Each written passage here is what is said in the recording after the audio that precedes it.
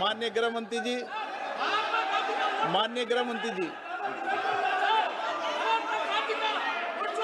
Please.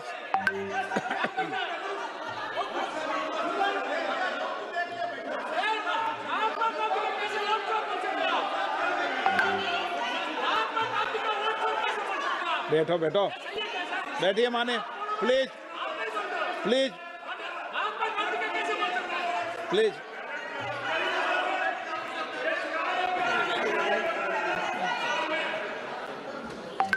मान्यवर दूसरी, please बैठिए बैठिए माननीय सदस्य, प्लीज, हर बार नहीं उठते, बैठिए। मान्यवर दूसरे प्रकार की वोट चोरी और नैतिक तरीके से चुनाव जीतना, ऐसी वोट चोरी भी भूतकाल में एक बार हुई थी। श्रीमती इंदिरा गांधी रायबरेली से चुनी गई। इलाहाबाद हाईकोर्ट में श्री राजनारायण पहुंचे कि चुनाव नियमों के अनुसार नहीं हुआ। इलाहाबाद हाईकोर्ट ने ये तय कर दिया कि श्रीमती गांधी ने उचित तरीके से चुनाव नहीं जीता है, हम इसको रद्द कर दें।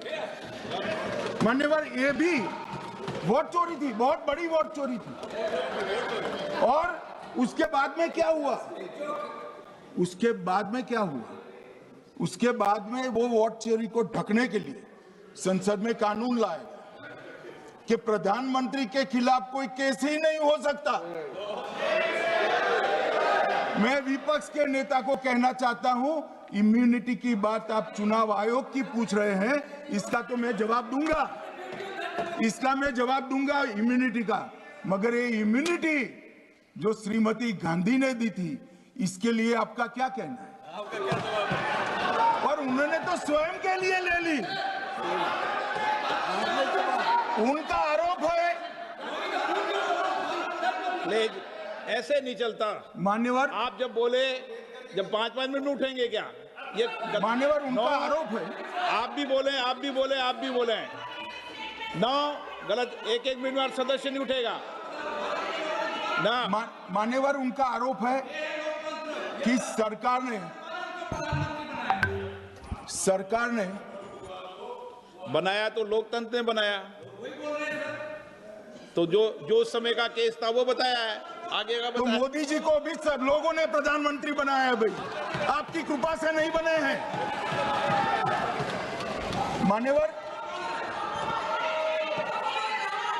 मान्यवर, नो प्लीज, से मानित तरीका ठीक नहीं है आपका, 2-2 मिनट में उठना। मान्यवर, विपक्ष के नेता ने कहा कि आपने चुनाव आयुक्तों को इम्यूनिटी दी।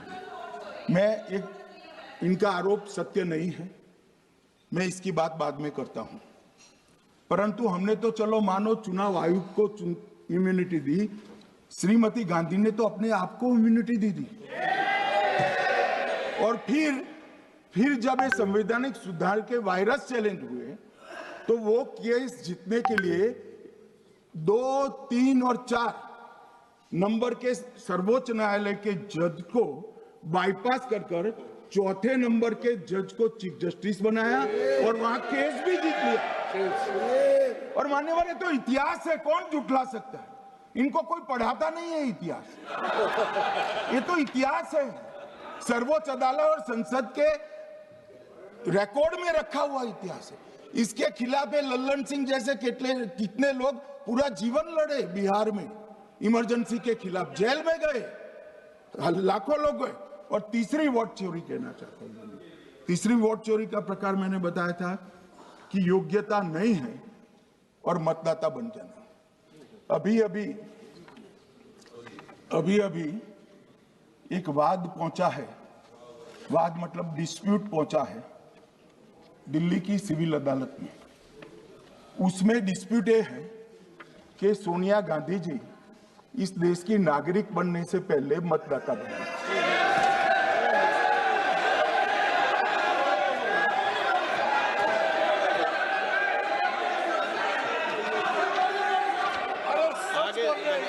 आगे सुनो, बोल के आ रहे, पूरी बात तो सुनो।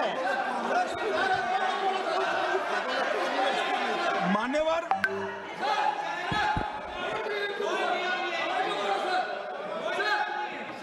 मैंने इतना ही कहा है कि अदालत में केस चल रहा है जो फैक्चुअल है। अब जवाब तो उनको अदालत में देना है, सोनिया जी ने यहां क्यों दे रहे हैं? अदालत में जवाब देना है।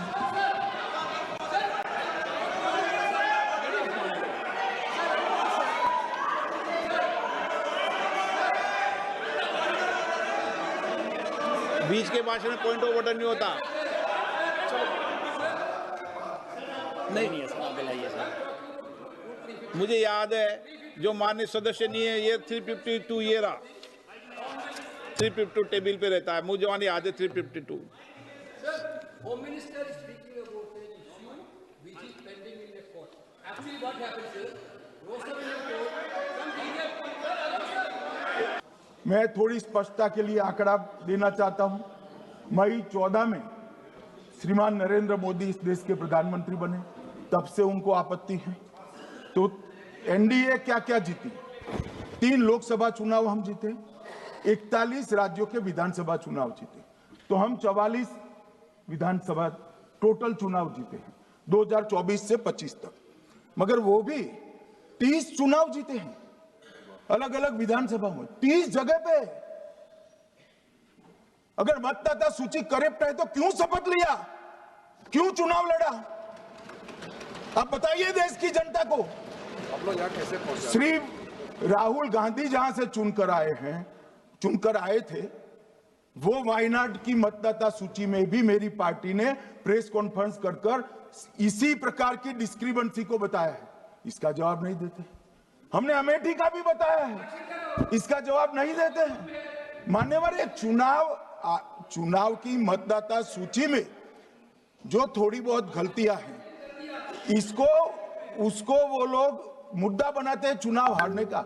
चुनाव हारने का कारण है नहीं, मैं अंत में बताऊंगा क्यों हारते हो चुनाव, मैं बताऊंगा मान्यवर अंत। परंतु फिर भी चलो मान ले कि मतदाता सूची ठीक नहीं है, तो गहन पुनर्निरीक्षण का मतलब ही ये है कि मतदाता सूची को सुधारने की प्रक्रिया। अब इसमें आपके बीएलए सहयोग नहीं करते हैं, आप उसका बहिष्कार का ऐलान करते हो, आपकी राज्य सरकारें जहां है वो मदद कम करती है, तो कैसे मतदाता सूची का शुद्धिकरण होगा? जो आपकी डिमांड है वो ही चुनाव आयोग कर रहा है। आपकी डिमांड है कि मतदाता सूची ठीक हो, वो चुनाव आयोग कर रहा है। मगर हुआ क्या है मान्यवर मालूम है? इनको अब अगर प्रेस में कोई पत्रकार उनको पसंद ना आए ऐसा सवाल पूछते हैं तो तुम बीजेपी के एजेंट हो ऐसा कहते हैं। मान्यवर, सवाल जो भी हो उसको लेना चाहिए। मान्यवर, पत्रकार कभी बीजेपी का एजेंट नहीं होता है। मगर आप अगर ऐसा मानते हो कि लोकतंत्र में आपको पसंद आए ऐसे ही सवाल पत्रकार पूछे, तो ये नहीं हो सकता। इमरजेंसी नहीं है भाई, इमरजेंसी नहीं है। मान्यवर, एक प्रेस में कोई सवाल पूछता है तो कहते हैं बीजेपी के एजेंट है। केस हारते हैं तो जज पर आरोप कर देते हैं, चुनाव हारते हैं तो ईवीएम पर आरोप करते हैं। ईवीएम की दलील अब गले नहीं उतरती तो वोट चोरी का मुद्दा लेकर आए। वोट चोरी का मुद्दा लेकर पूरा बिहार में यात्रा निकाली, फिर भी हार गए। अब हारने का कारण आपका नेतृत्व है, ये हारने का कारण ईवीएम और मतदाता सूची नहीं। और अगर ये मानते हैं मान्यवर, अगर ये मानते हैं कि इनको कोई पूछने वाला नहीं है, भगवान करे मैं गलत पड़ जाऊं, कांग्रेस के कार्यकर्ता इनका हिसाब मांगेंगे। एक दिन कांग्रेस के कार्यकर्ता इनका हिसाब मांगेंगे कि इतने चुनाव कैसे हार गए। मान्यवर, कोई जज आजादी के इतने साल में नहीं हुआ है मान्यवर कि कोई जज एक जजमेंट दे तो जज के खिलाफ इंपीचमेंट लेकर आते हैं। अपनी वोट बैंक को एड्रेस करने के लिए इंपीचमेंट लेकर आते हैं मान्यवर। और ये सारे ने तो साइन कर दिया, साथ ही साथ उद्धव जी ने भी साइन कर दिया। उद्धव जी, जजमेंट क्या है? एक पहाड़ी पर मान्यता है कि हाँ सबसे ऊपर दिया जलाया जाए। मान्यवर, एक वोट बैंक को संभालने के लिए एक हाईकोर्ट के जज के सामने इम्पीचमेंट लेकर आए हैं, देश की जनता उनको मदद नहीं करे।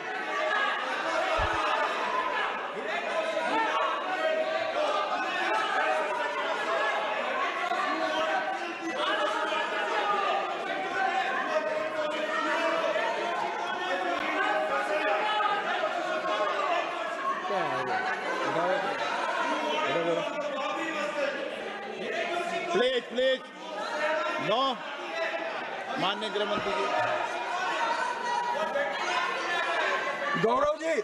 गौरव जी बैठ जाइए, नया मुद्दा शुरू हो रहा है। प्लीज अरे भैया प्लीज मेरी बात सुनो ना, माननीय गृह मंत्री जी, माननीय गृह मंत्री जी, माननीय गृह मंत्री जी, नया मुद्दा शुरू हो रहा है, फिर से खड़ा होगा माननीय होना, आप बैठ जाइए। प्लीज नो नो,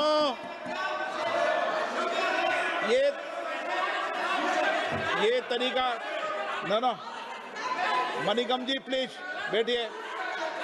नो, ये तरीका ठीक नहीं है, प्लीज बैठे बैठे बैठे।